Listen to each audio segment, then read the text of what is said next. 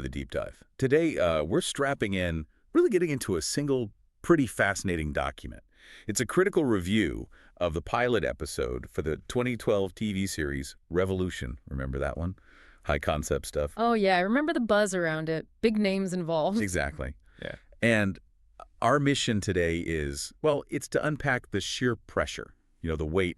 When A-list talent tackles a premise that maybe feels a little familiar, we're looking at how just a few creative choices can kind of derail a huge multi-million-dollar project. Yeah. And we're sticking just to this review, the observations made right at the time. And the talent was, as you said, huge. J.J. Abrams' Bad Robot, Alias, Lost, huge successes. Right. Powerhouses. And it was created by Eric Kripke, who gave us Supernatural. 15 seasons of Supernatural. Yeah, and then the pilot director, Jon Favreau. Yeah. Fresh off Iron Man, you couldn't stack the deck much higher. No, you really couldn't. It was absolutely meant to be event television. The network, they were hungry for a massive hit. But the source material, this review, it does remind us Bad Robot wasn't like invincible. Lost was a global thing, sure. But right before Revolution, they had Alcatraz canceled. One season. Ouch. Right. A bit of a stumble there. So this Abrams-Kripke team-up, it was supposed to be the guaranteed hit. Huh? And the reviewer actually asks, is this going to be this year's event TV? Or is it going to be, this year's the event? Referencing another hyped show that just fizzled out fast. Yeah. So the pressure was definitely on for Revolution to deliver, to actually land. They needed it to stick. What's really interesting, I think, is looking at that weight of expectation versus the concept itself, which was already, a big swing. Yeah, let's quickly walk through that core concept because it's pretty dramatic. The show kicks off when literally all electricity everywhere on Earth just stops working instantly. No warning. Total blackout. And we see it happen through Ben's eyes. He's on the phone with his brother Miles, trying to warn him, frantically downloading something onto this, mysterious USB stick. Right. And then, poof, darkness. Miles sees it too, right? The lights going out, cars just stopping dead.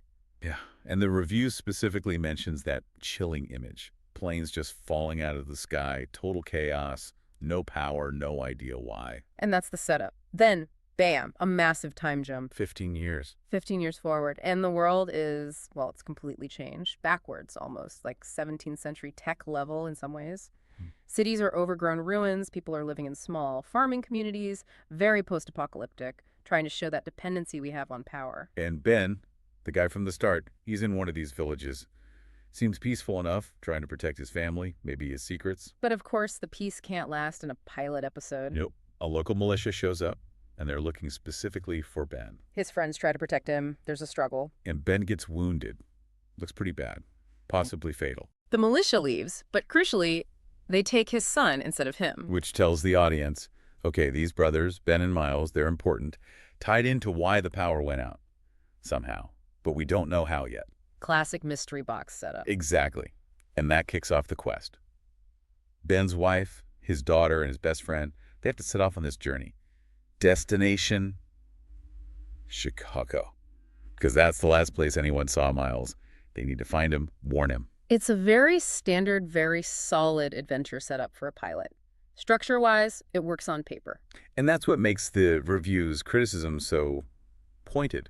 Because, the structure is fine. But a pilot has two jobs, right? Job one, get the network to order a full season. Okay, job two, actually hook viewers, build that fan base. And the reviewer basically said it failed job two completely. Yeah, they put it bluntly. 1 out of 2 isn't good enough. The core problem wasn't the what if the power outage idea. It was the execution. It felt, according to this review, really familiar. It didn't grab you. And that familiarity, the comparison was right there and unavoidable at the time. The review immediately brings up Jericho, that 2006 show. Oh, yeah, Jericho. Good call. The parallels were, really striking. Big disaster EMP versus nukes, okay? Slightly different. But society collapses. No power. And even a subplot about mysterious figures using old tech and knowing secrets about what happened. It sounded very, very similar. Okay, but hang on. Aren't most post-apocalyptic stories kind of familiar? The Walking Dead wasn't exactly breaking new ground conceptually. What was it specifically that Revolution, with Abrams and Kripke and Favreau, failed to do? Why didn't that pedigree lift it above the Jericho comparison, according to the reviewer? Well, fundamentally, it didn't surprise. It didn't subvert anything. The reviewer pointed out that if you could pretty easily guess what was going to happen next, that's not great for a show built on mystery, right? Especially one planned for multiple spirals. Good point. If you spend 15 years changing the world, the story in that world should feel fresh, not like something you've seen play out already. Exactly. The big names just couldn't paper over writing that felt predictable. And it wasn't just the plot beats being predictable. It was the whole vibe of the episode. You mentioned Favreau directing. Blockbuster guy. Yeah. Defines the modern action movie feel. Yeah. Yet the review describes the episode as a bit flat. That's damning for a pilot like this.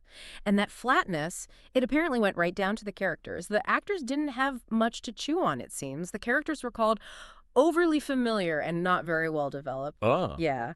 The reviewer was pretty scathing, suggesting they felt like they were pulled off some kind of writer's cliche checklist. That phrase, character checklist, really stood out in the source. Did they give examples? Which tropes felt the most tired? Oh, absolutely. It was the usual suspects, apparently. You had the strong-willed, determined daughter leading the quest, check. You had the cold, ruthless militia leader, basically evil with no layers, Yeah. check. And then the classic, the good guy sidekick, who turns out to maybe be a bad guy, but then maybe he's actually a good guy after all by the end of the hour. That kind of flip-flopping. Ugh, yeah, that kind of writing feels lazy, doesn't it? Especially for a big-budget show. It kills any chance of complex storytelling down the line. It really does. And it's shocking given the talent involved. But, okay, let's get into the nitty-gritty, because this is where the critique gets really specific and honestly kind of funny. The logistical problem. Ah, yes. The props department blunder. Pretty much. The source mentions there was a pretty good fight scene. Our heroes take on, like, 9 militia guys. Sounds exciting. It was apparently well staged, choreographed okay, but completely undercut by the weapons the bad guys were using. The flintlocks. Right, this is almost the perfect symbol for the whole critique, isn't it? Yeah. That detail. It really is. The reviewer just zeroes in on the absurdity of some militia members carrying single-shot, black powder, flintlock rifles. In a world 15 years after the blackout. Exactly. It makes zero sense. Okay, the premise is no electricity. Fine. So modern guns that rely on complex manufacturing, maybe they're scarce. But why leapfrog straight past simple, reliable, non-electric things like, say, revolvers or basic repeating rifles and go straight to 18th century tech? It's baffling. In a multi-million-dollar pilot directed by John Favreau, that kind of detail just screams oversight. Or worse, laziness. Total immersion breaker. The reviewer points out that it was specifically the 2 worst shots in the militia who were conveniently given these ancient guns. Although convenient. Which meant they had to waste precious seconds reloading after every single shot. Giving the hero a completely unearned advantage. Precisely. It's plot armor disguised as world building. And the review nails it. The silly, illogical detail totally takes you out of the action. It's not just a costume mistake. It undermines the whole gritty, post-apocalyptic reality they're trying to sell you. If the basic rules don't make sense, why should we care? That moment, those flintlocks, it really does crystallize that whole tension, doesn't it? Yeah. The massive names, Abrams, Kripke, Favreau, stumbling over something so fundamental. It shows how one seemingly small, lazy choice, maybe a prop master's decision, can just undercut everything else. All that money, all that concept, tripped up by a musket. A detail failure that speaks volumes. Okay, but we need the other side, right? The source material, being a review online, had a comment section. And that's where you often get the audience perspective. Yeah, the counterpoint. And someone did chime in, someone who'd actually watched the first 5 episodes, not just the pilot. Okay, what do they say? Still hated it? Not exactly. They actually agreed with the reviewer on a lot of points. Yeah, the characters felt a bit thin. Yeah, the plot felt familiar.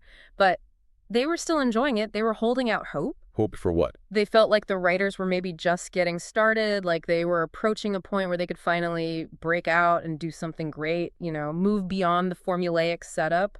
Interesting. So, acknowledging the flaws but willing to stick with it. Did they mention the flintlocks? They did. They tried to defend it, suggesting maybe it was just a one-off thing in the pilot. They said other militia guys later on had more advanced weaponry. Ah, the fan trying to patch the plot hole? Pretty much. A small defense, maybe, but it shows that the early viewers were willing to kind of overlook those technical glitches if the core mystery was engaging enough for them. So you see that split, right? The critic sees a fatal flaw indicating future problems. Well, the emerging fan sees a cool idea that just needs time to, you know, find its groove. Yeah. Different perspectives. So we have the harsh review, the cautious audience optimism. Where was the final verdict in the real world, according to the source? Well, the original reviewer, based purely on the pilot, predicted cancellation. said it would be gone by the end of season 1, called it disappointing, full stop. Ouch. But, and this is the industry twist, the reviewer added an update later. He'd heard from somewhere that the network had actually given it a full season order, despite the pilot's perceived weaknesses. Really? So the network saw something else? Mhm. Or just had too much invested? Probably a bit of both. Maybe internal testing was good, maybe the pedigree bought it more time, whatever the reason, the network committed.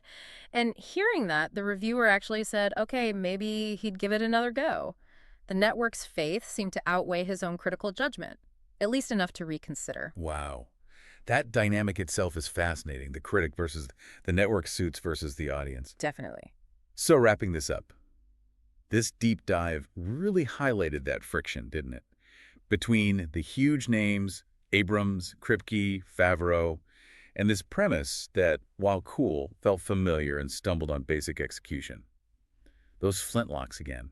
Such a specific, distracting detail that spoke volumes. It showed that even the biggest Hollywood pedigree can't always save a project if the core logic feels shaky, or if the characters feel like copies from a checklist instead of real people. Yeah. It makes you think, doesn't it? When you, the listener, are watching something new, especially something hyped, how much weight do you give the names behind it versus what's actually on screen in that first hour? Mm-hmm. Especially when you remember that pilot often has that dual audience. It needs to impress the network executives just as much, maybe even more, than it impresses the viewers at home. Right. Its primary job might just be getting bought, not necessarily being perfect television right out of the gate. Yeah. So it's something for you to maybe mull over next time you're checking out a big anticipated new show. Creator pedigree versus pilot execution. Where do you draw the line?